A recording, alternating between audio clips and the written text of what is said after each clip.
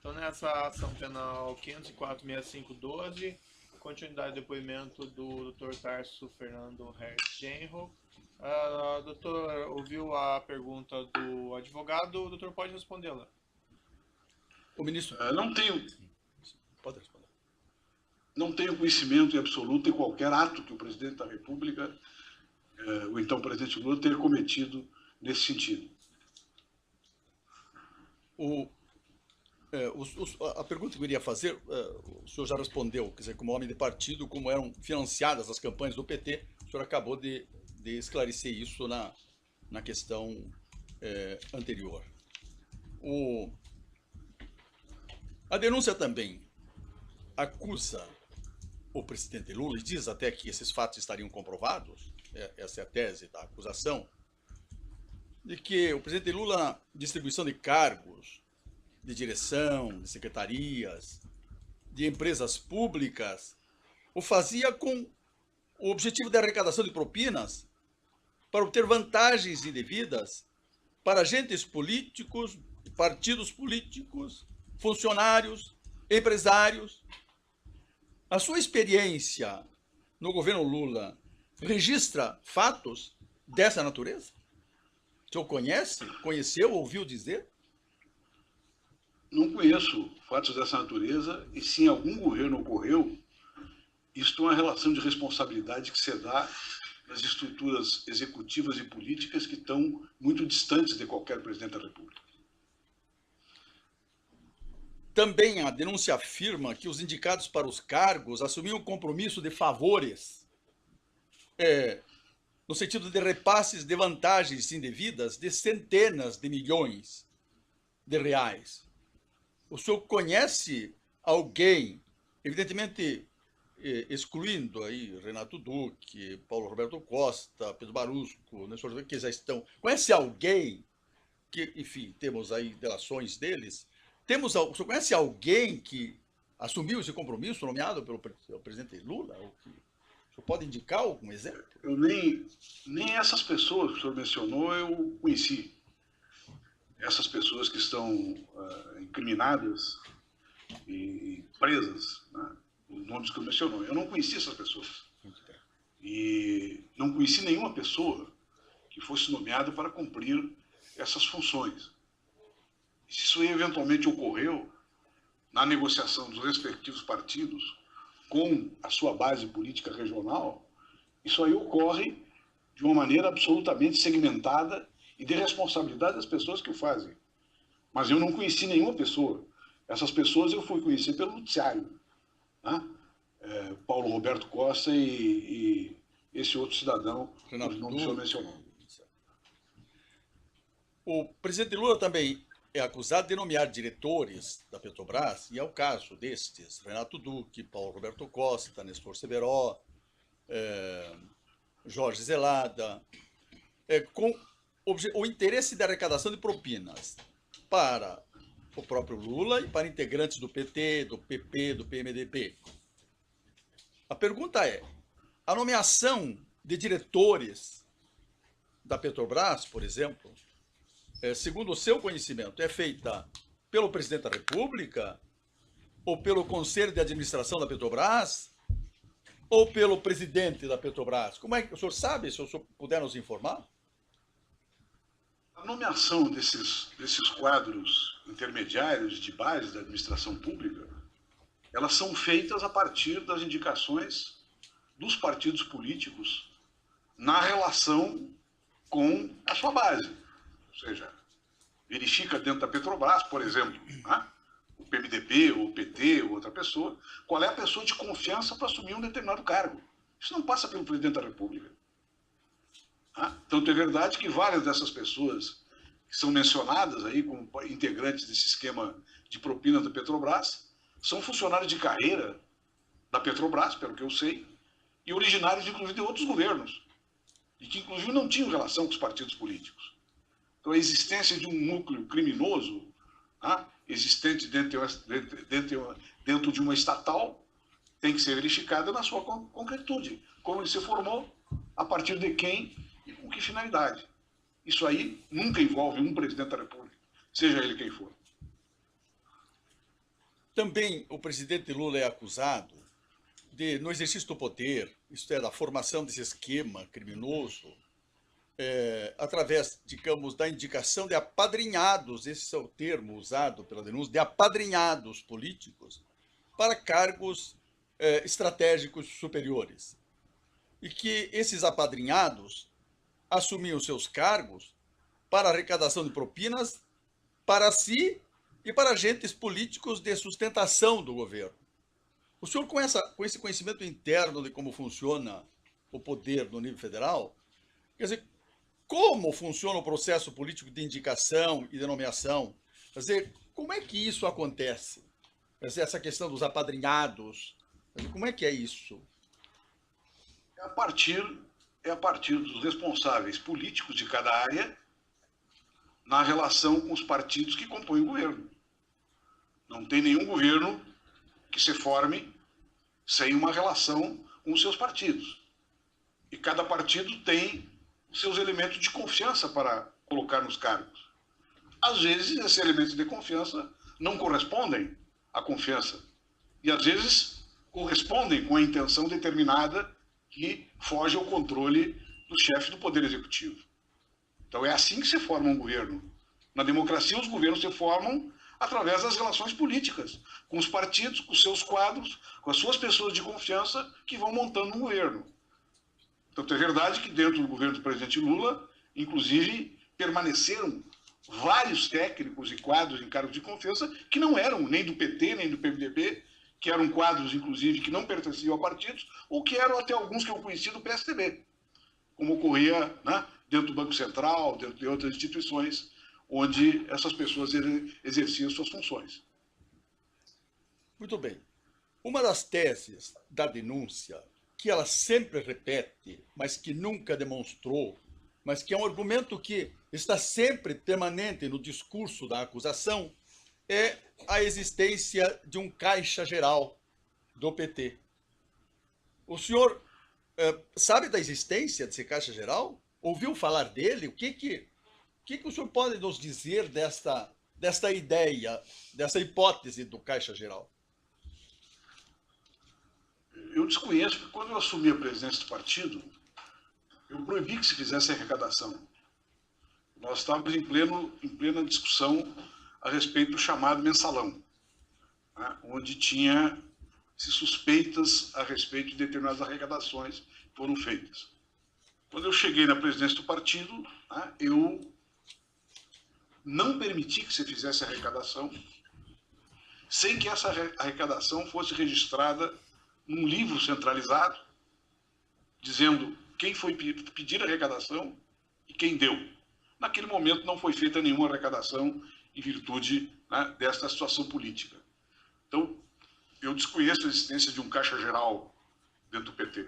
Eu sei que sempre existe um caixa, a caixa do partido, e a caixa, né, o caixa determinado pelas campanhas eleitorais, pela lei. Né? Certamente, em várias oportunidades, no país inteiro, os partidos políticos receberam doações que não registraram. Isso aí, evidentemente, ocorreu em todo o país e ocorre há muito tempo. E deve ter ocorrido recentemente também nas campanhas eleitorais.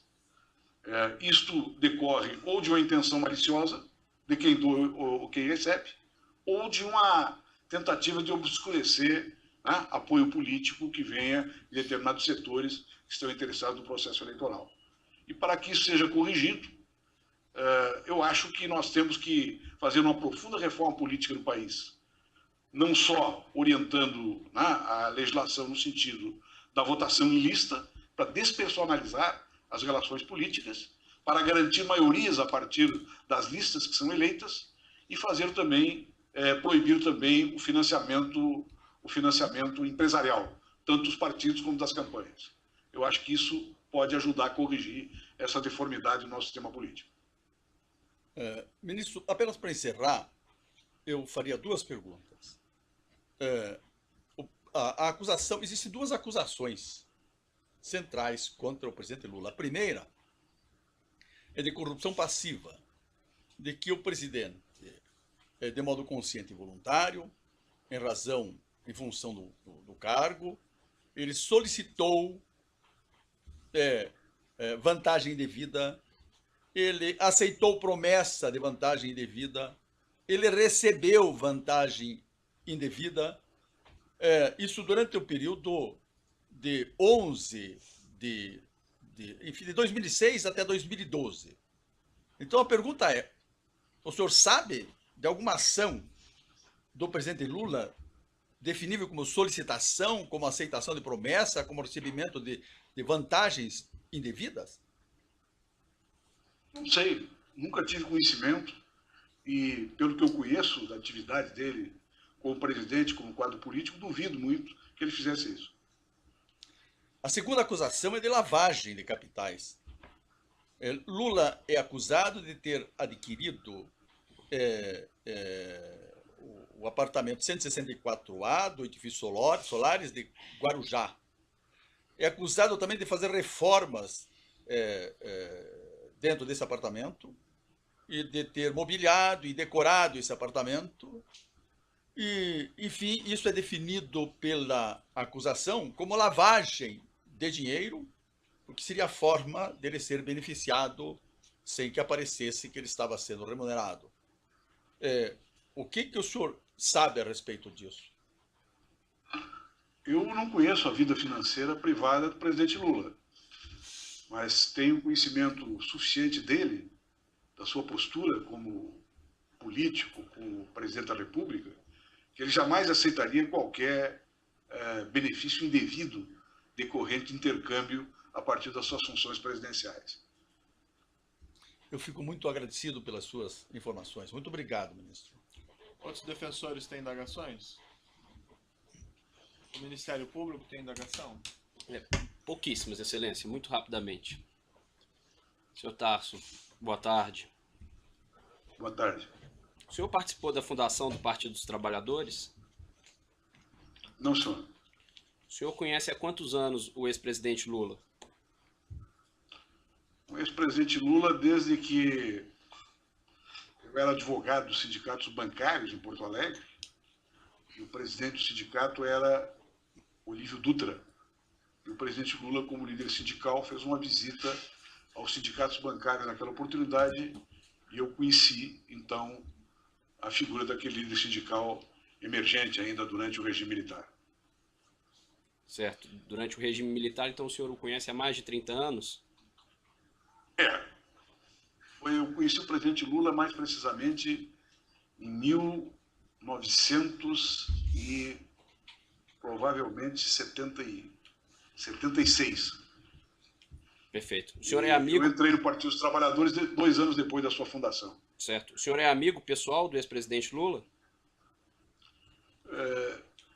Eu tenho uma relação de amizade política com o presidente, mas não sou frequentador da sua casa, nem ele frequentador da minha. Né? Tenho, sim, um afeto por ele, pessoal, e um grande respeito. Mas não sou amigo íntimo do presidente, não sei da sua vida íntima, como também não compartilhei com ele a minha. Certo. O senhor ocupou a pasta das relações institucionais em qual período? Foi entre 2006 e 2007? Sim, parece que sim.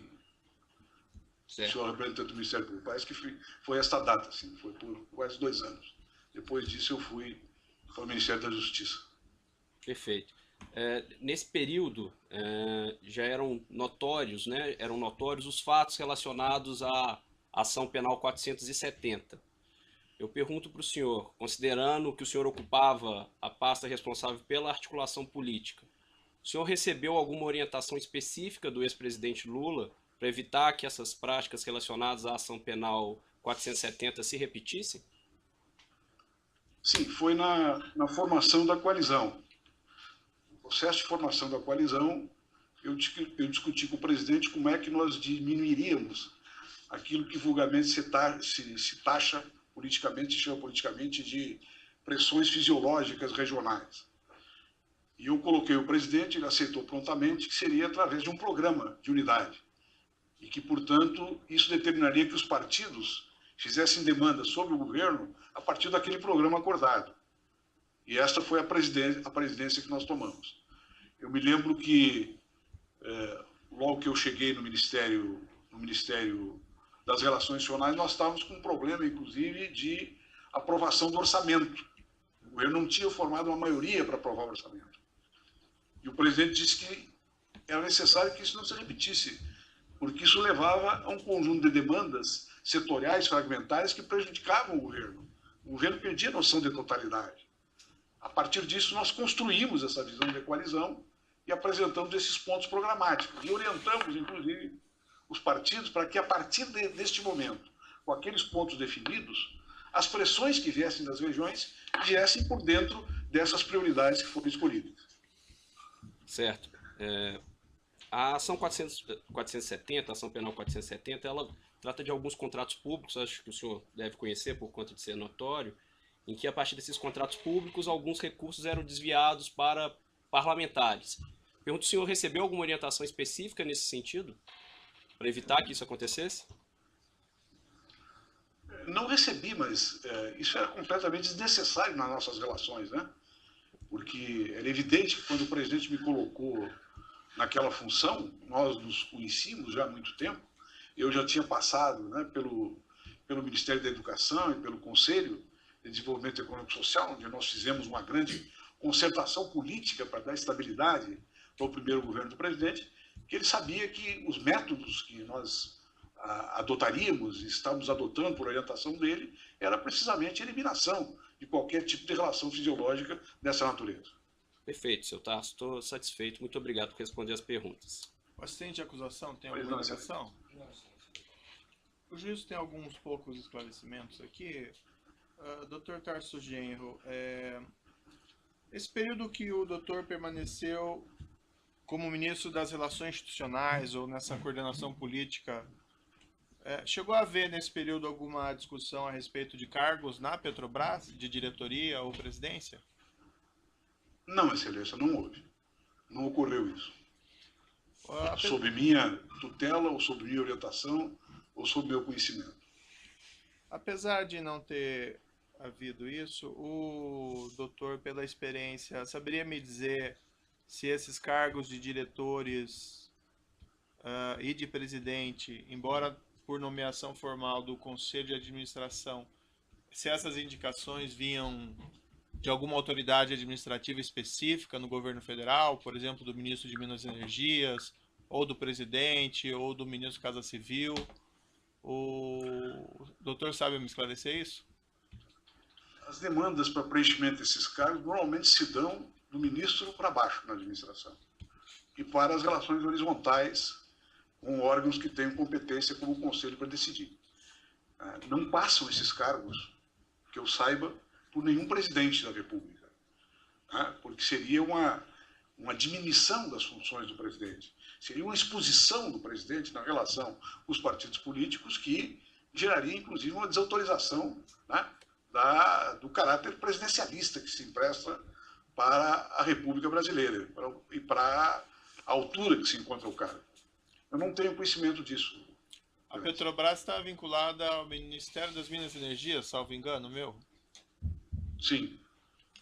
Eu não sei se entendi bem a resposta do doutor, mas as indicações para o cargo de diretor e presidente da Petrobras eram provenientes, portanto, do ministro das Minas e Energias? O doutor tem esse conhecimento? Eu suponho que é uma relação entre o ministro da área, daquela estatal que está vinculada ao Ministério, com os partidos políticos da coalizão. Um aferimento pelo próprio ministro da capacidade técnica e da inteireza moral da pessoa indicada. É assim que se dá na normalidade. Nesse caso específico, deve ter ocorrido isso, suponho, porque nunca passou pelo Ministério das Relações Institucionais indicações dessa natureza. Nessa ação penal, uma referência de que havia uma espécie de, vamos dizer assim, áreas de influência de partidos políticos em cargos de diretoria da Petrobras, um diretor atender Partido Progressista, um diretor atender PMDB, um diretor atender PT. O doutor nunca teve conhecimento a esse respeito no período em que o doutor participou da administração pública federal em cargos de ministro? Não, porque isso não passava pelo Ministério de Relações Institucionais. Agora, as indicações para os cargos importantes da República são feitas ordinariamente pelos partidos, na relação que esses partidos têm com seus ministros. Assim é que vai sendo preenchida, né? Vão sendo preenchidos os escalões da administração pública. É evidente que cada partido que compõe a coalizão, seja no regime parlamentarista, seja numa coalizão, né, no presidencialismo de coalizão, vão ter influência na composição do governo. É assim que se dá sempre, Excelência. O doutor, respondendo a perguntas, esse também é um fato notório, mencionou que já foi presidente do Partido dos Trabalhadores. O doutor podia só me esclarecer o período que isso ocorreu? Foi quando o presidente José Genuíno, não me lembro precisamente a data, eu era ministro da Educação, já 1 ano e 8 meses aproximadamente, e o presidente José Genuíno teve que sair da presidência em função daquelas denúncias que cercaram a direção do partido naquele momento. Naquele momento, eu fui instado para assumir a presidência do partido. Eu não integrava, né, o setor hegemônico do partido que orientava, né, orientava o partido e orientava a direção nacional. Então, por não ser um integrante daquela maioria que dirigia o partido e ter a confiança de quadros do partido espalhados em todas as tendências do partido, por assim dizer, eu fui apontado para assumir a presidência naquele momento difícil. E eu fiz, né, congelei as arrecadações, reorganizei o partido nas regiões o tanto quanto foi possível e convoquei eleições para a presidência do partido, eleições para as quais eu não me apresentei. Por quanto tempo o doutor permaneceu como presidente do Partido dos Trabalhadores? Aproximadamente de 6 a 8 meses. Independentemente dessa posição como presidente, o doutor é filiado ao Partido dos Trabalhadores há quanto tempo, aproximadamente? Eu entrei no Partido dos Trabalhadores 2 ou 3 anos depois da sua fundação. Foi na década de 80. O partido foi fundado em 82.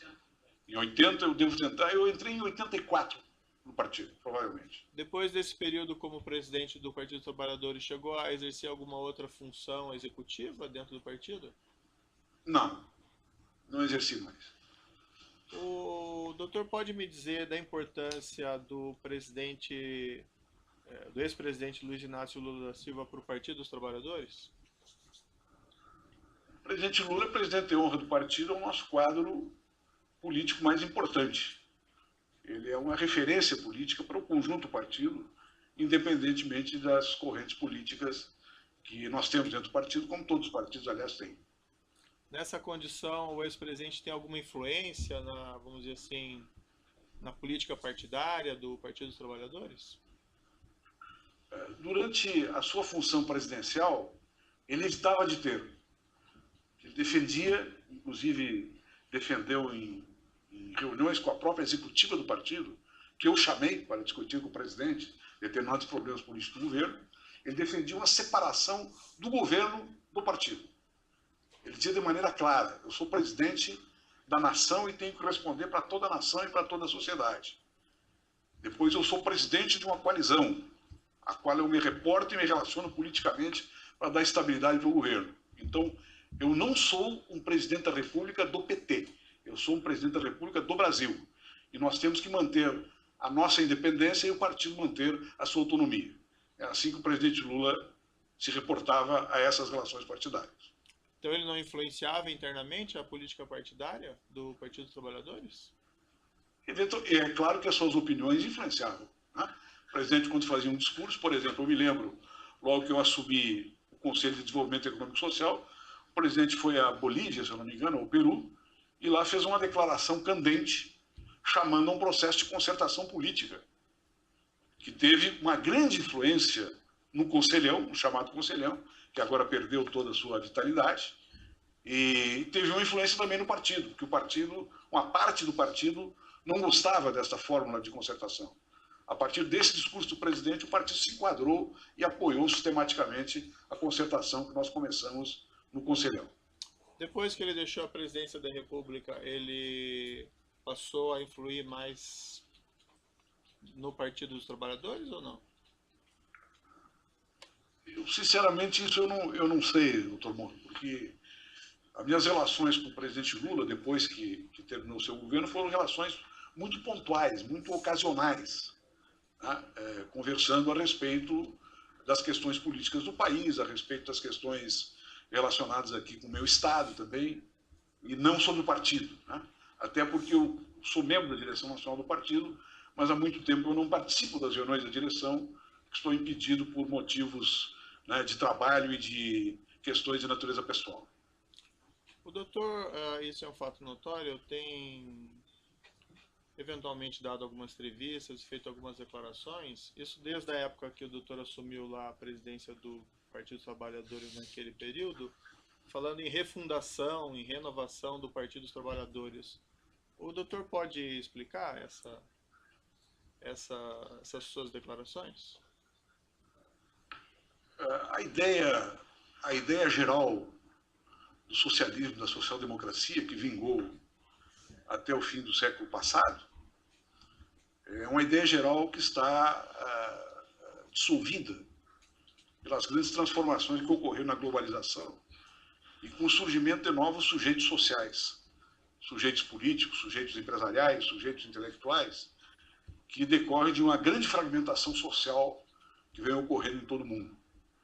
Eu tenho a opinião que a forma partido tradicional, ela está superada. Ela não corresponde mais, nenhum partido mais corresponde a uma base de classe definida por antecipação de maneira programática. E que a forma adequada de um partido político se renovar, se expor e reconstituir sua relação com a sociedade, é reestruturar as suas formas de organização, reestruturar suas formas de comunicação com a sua base e reestruturar também os seus programas. Os programas tradicionais da social-democracia e do socialismo estão vencidos por essa situação. A partir desta visão que eu desenvolvi a chamada tese da refundação, e que hoje empolga aproximadamente 40% dos delegados do partido que vão ao Congresso. Essa ideia da refundação e renovação também envolveria reconhecimento de eventuais ilegalidades praticadas por agentes vinculados ao Partido dos Trabalhadores? Ilegalidades cometidas por quadros de todos os partidos do sistema político. Porque nós vivemos num sistema político que instiga e promove a corrupção pelo financiamento empresarial das campanhas e por outras determinações, né, do processo político. Então, sim, os partidos precisam, esses partidos que emergiram, né, a partir das visões que foram formatadas, formalizadas na segunda Revolução Industrial, eles têm que se atualizar. E atualizar, inclusive, a sua visão de relacionamento com o Estado. Né? Os partidos, em geral, quando vão para o governo, se transformam em partidos-Estado. Uma preocupação, aliás, que o presidente Lula tinha muito quando recomendava que o partido deveria ter autonomia e separação do governo para ter a sua própria lógica política. Eu não sei se eu entendi bem, mas envolveria, então, internamente que o partido, vamos dizer assim, identificasse, tomasse as providências cabíveis em relação... Que os partidos, né, seja do campo da esquerda, os partidos todos do campo democrático, também tivessem uma renovação ético-moral.